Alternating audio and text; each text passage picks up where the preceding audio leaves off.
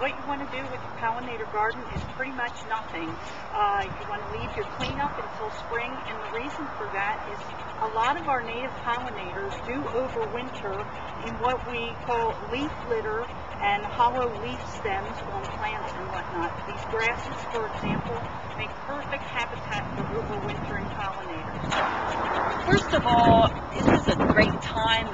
The early fall to mid-fall is a great time for digging and dividing some of your plants, so you can do that.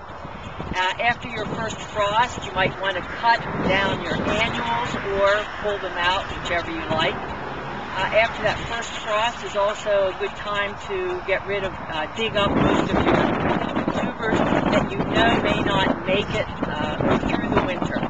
Tubers such as dahlias, for example, or caladiums, perhaps.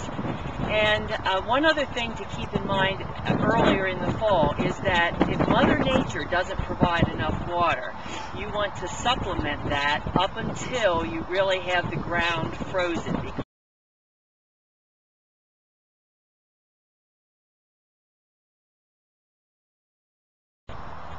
Any of your herbaceous plants, now those would be plants that are not woody stemmed, need to be cut down usually 2 to 3 inches above the ground. And you want to get rid of all that leaf debris that you cut down, even twigs, fallen leaves, diseased leaves that have occurred through the early fall. Get rid of that litter and debris, because that's exactly where fungal diseases are harbored, insect eggs, things that you don't want going through the winter and into the spring. The leaves of the iris actually provide the food for the iris forms underground. So what you want to do is definitely get rid of diseased leaves such as this, and cut them down or totally get rid of them. You want to usually not even include those in your compost pile. Peonies are another plant that you want to take special care to cut to about 2 inches above ground level. And this foliage in particular, you want to destroy it, get rid of it, because peonies are frequently attacked by pests. Carry over next year if that foliage debris is left lying on the ground. So chrysanthemums, particularly what you typically call your cushion mums, are also a bit of an exception to the rule of cutting down 2 to 3 inches. The roots are close to the surface of the ground. They're very prone to heaving through the freeze-thaw cycle of the winter. So maybe just cut flower heads off, or even down to perhaps 8 inches.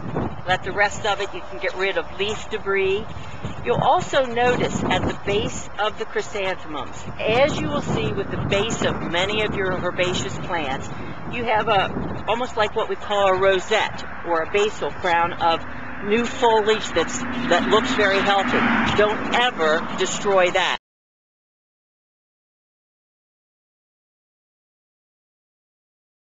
When you've completed all these different things in the garden area after the first few hard freezes, after the ground has frozen, it doesn't hurt to apply perhaps another layer of loose organic mulch. This really doesn't keep the plants warm or the ground warm. It basically just keeps it in even temperature, because in our area we have a freezing, thawing cycle that goes on through the winter, and this keeps those temperatures even if you have a nice loose mulch. If you do all these things, you really should have prepared your garden for winter, and cheer up, spring will be here before you know it, and then the plants themselves have to do more work than you do.